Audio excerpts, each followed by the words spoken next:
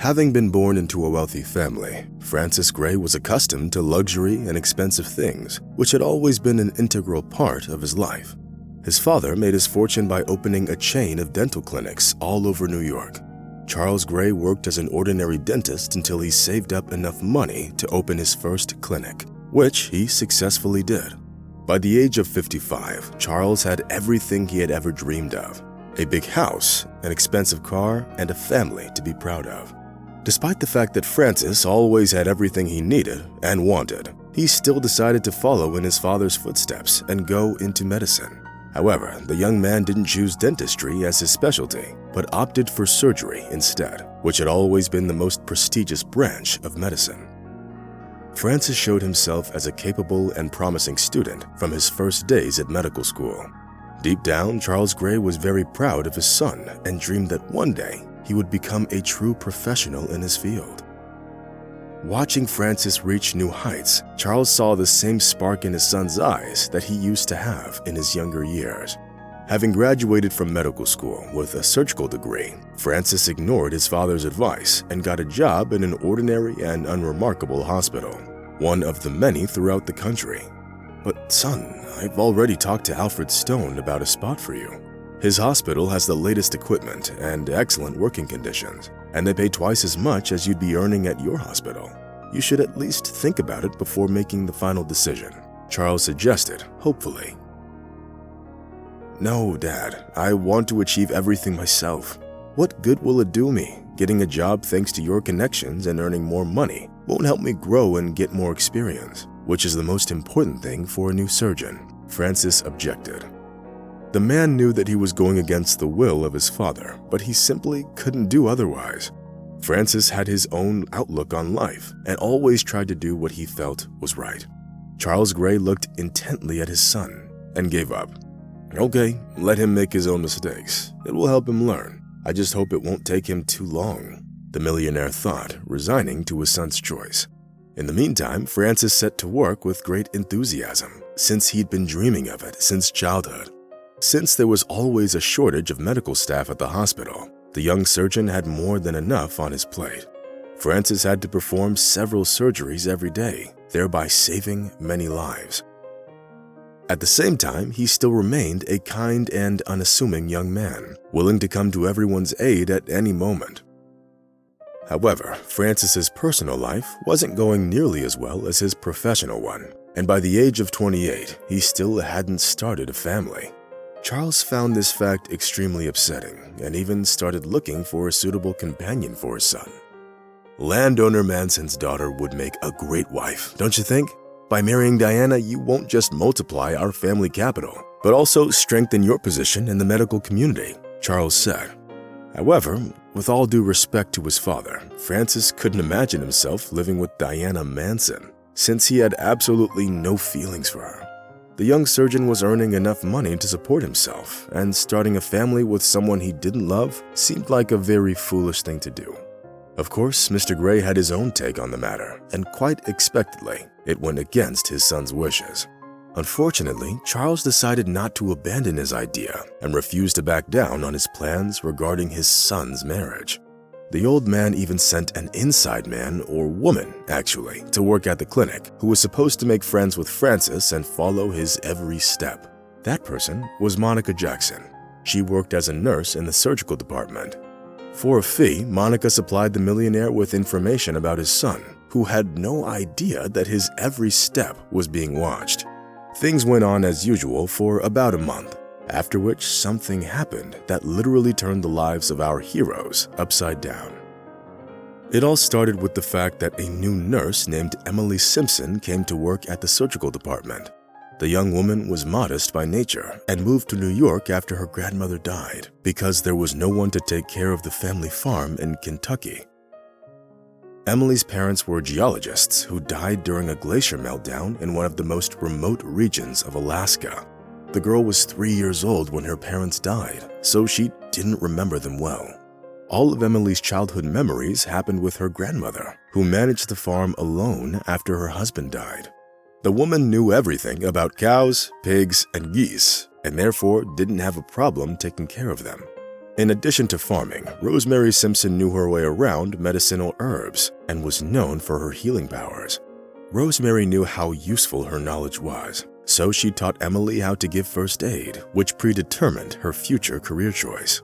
From an early age, Emily knew that she would definitely become a nurse, and after graduating from school, she made every effort to ensure that her childhood dream would come true. If her grandmother hadn't died of a heart attack, Emily would still have been living on the farm, which had always been her home. But when Emily was left all alone, she quickly realized that she couldn't manage the farm on her own because she simply didn't have the strength for it. Therefore, she sold her livestock to local farmers, having kept her grandmother's house and farm buildings. Emily didn't want to sell the farm, despite the fact that she got some very lucrative offers for it. "I want to keep it as a memory of my grandmother. Thus, no matter what happens in life, I will always have the farm, like a safe haven from my past," Emily said. Meanwhile, the young nurse decided to make her dream come true and moved to New York. The city lights had beckoned her ever since she was little. Life in the metropolis was strikingly different from that in Kentucky. Having gotten the job at the hospital, Emily had shown herself as a hardworking and responsible employee from day one. The woman never refused to fill in for a sick colleague and go into work on her day off. Emily often got to assist Frances Gray, who always appreciated her professionalism and dedication. One day, after one particularly long and difficult surgery, Frances drove Emily to a motel where she'd been living after moving to New York. In the cozy atmosphere of Frances's car, the young people started talking and felt mutual feelings towards each other. For the first time in their lives, Frances and Emily didn't talk about medicine, but chatted about everything in the world, laughing merrily. The young people didn't know it yet, but a spark of mutual feelings had already settled in their hearts, which would later develop into something more than just an ordinary friendship. Of course, that drive home wasn't really a date, but there was no doubt that a real date would soon follow. The next day, Frances gave Emily a ride home again, making the young nurse like him even more. The relationship between the surgeon and his subordinate broke out so suddenly that it actually surprised the young people as well as the hospital staff. Monica, the woman who was supposed to spy on Frances, didn't fail to report this new development in the life of the young surgeon to his father. At first, the millionaire simply refused to believe that it was even possible that his son would have a relationship with some small-town woman from Kentucky. Therefore, Monica took a couple of pictures with her phone and provided them as evidence. The rich man had to accept that it was the truth. How could it have happened? I can't have my son marrying some small-town orphan. She doesn't have a cent to her name. But she clearly wants to marry up. I won't let it happen. No way, Mr. Gray thought, clenching his fists. Mr. Gray decided to deal with this situation right away. Thus, the businessman invited his son to dinner in order to talk to him about his relationship with the poor nurse from the hospital. However, when Frances found out why his father wanted to see him, he got very mad. "Father, I've been telling you for a very long time. It's my life and I will make my own decisions about it. I don't need your advice and I don't need you to arrange my marriage." Charles Gray turned pale and slapped his hand on the table, saying, "You may be right, but still you can forget about the relationship with that nurse. Otherwise, I'll be forced to take harsh measures, including blocking all your bank cards and taking your car." Now it was Frances's turn to be surprised. It was the first time he'd ever seen his father so angry and determined. Frances got up from the table, said a dry goodbye, and quickly left his parental home. He also left his car in the parking lot, knowing full well that his father never threw around empty words. Later that day, the young surgeon found out that all of his bank cards were blocked, and that from then on, he could only rely on himself. Charles Gray hoped to reason with his son that way and force him to break up with Emily as soon as possible. To his surprise, Frances didn't do it. Moreover, he adamantly stood his ground and went against his father's will. Of course, Emily understood perfectly well that she was the reason for the fight between the father and son, but there was nothing she could do about it. By this point, she was already deeply in love with Frances and couldn't imagine her life without him. Nothing changed for about a month, But then Charles Gray decided to take another drastic step and get his son and the nurse fired from their jobs. He had Monica Jackson help him with that. She framed the young people and blamed them for the disappearance of expensive medicines.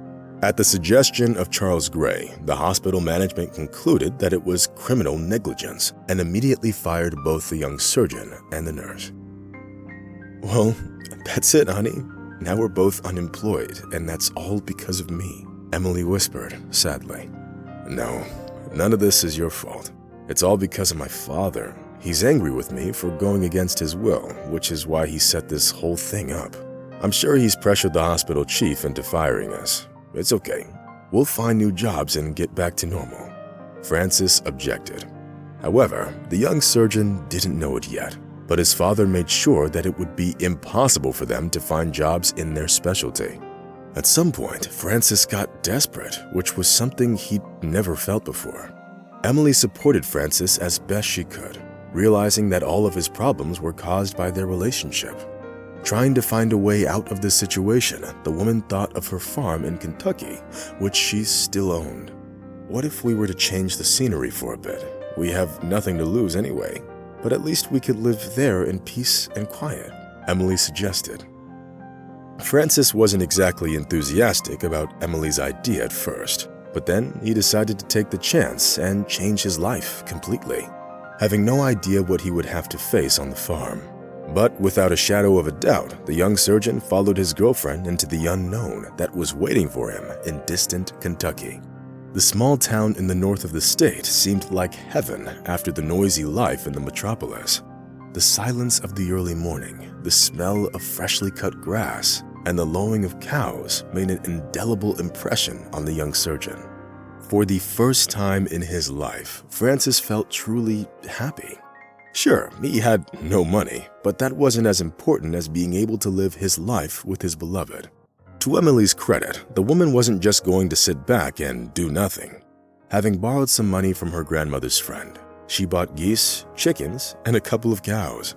The woman saw it as an investment in their family's future. Meanwhile, Francis had to learn all about raising livestock and crops. Moreover, the man got a job as a surgeon at the local hospital, where no one knew about his past and his issues with his father. At first, the income of the young family was very small, so Francis often had to work late, after which he hurried home to help Emily on the farm. The most interesting thing was that Charles Gray never once came to visit his son. Even more so, he never even bothered to call or text him.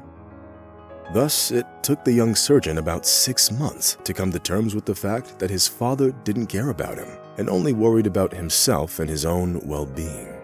Having worked extremely hard, Francis managed to achieve financial independence, which gave him the desired sense of freedom. At that point, he proposed to Emily, hoping to thus strengthen their family. Now that the young family had a stable income and some sense of direction in their life, they could finally relax. One morning, as Francis was getting ready for work, he heard the sound of a car approaching their house. The man opened the door and barely suppressed a surprised exclamation. Francis saw his father's Oldsmobile gleaming in its chrome wheels right in front of his house. Charles Gray was behind the wheel. During their estrangement, Charles Gray lost several pounds, which made him look nervous and emaciated. After looking at his son with eyes full of sadness, the elderly businessman got out of his car and hesitated at the gate. "Come in, Dad. Don't just stand there," Francis said in a trembling voice. Soon, Charles Gray was already sitting at the kitchen table and drinking tea in the company of his son and daughter-in-law. Glancing worriedly at the visitor, Emily put her hand on her rounded tummy, which didn't go unnoticed by the elderly millionaire. Seeing the life that the young couple had built together, Charles Gray realized how wrong and selfish he'd been, standing in the way of their happiness. The moment of clarity brought bitter tears to the man's eyes. The millionaire approached the newlyweds and asked for their forgiveness. Embracing Francis and Emily, Charles mentally thanked God for giving him a second chance and promised to love and cherish his family from then on. To end this story, I'd like to point out that no matter how strained the relations between relatives can get, One should never hold on to anger because it will only make them miserable and prevent them from finding true happiness.